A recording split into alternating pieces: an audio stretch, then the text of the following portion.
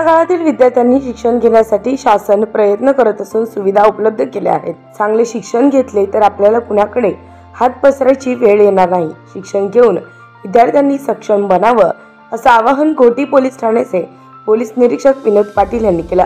इगतपुरी तालुक्यातील अतिदुर्ग भागातील फळविहीरवाडी अडसरे बुद्रुक येथील जिल्हा परिषद शाळेत घोटी पोलीस ठाण्याचे पोलीस निरीक्षक विनोद पाटील यांनी आपणही समाजाचे काहीतरी देणे लागतो या हेतूने सामाजिक बांधिलकी जोपासत शैक्षणिक साहित्य वाटप केलं।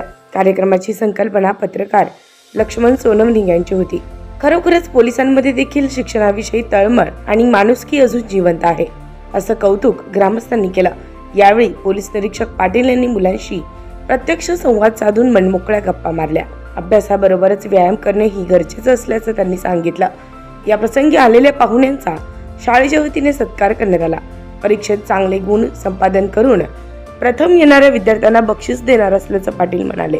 जितेंद्र आव्हाड फाउंडेशनचे तालुकाध्यक्ष किरण भुसळे, पोलीस नाईक शिवाजी शिंदे, रामकृष्ण लहामटे, निलेश साळवे, गणपत निरगुडे, शाळा व्यवस्थापन समिती अध्यक्ष पत्रकार शिंदे, पत्रकार शांताराम भांगे, पत्रकार शहाबाज शेख, तुकाराम मेंगाळ, जनार्दन कुंदे, मुख्याध्यापक संजय लोहरे, साहेबराव मदगे आदी उपस्थित होते। उत्तर महाराष्ट्र न्यूज नेटवर्क साठी शांताराम भांगे, इगतपुरी।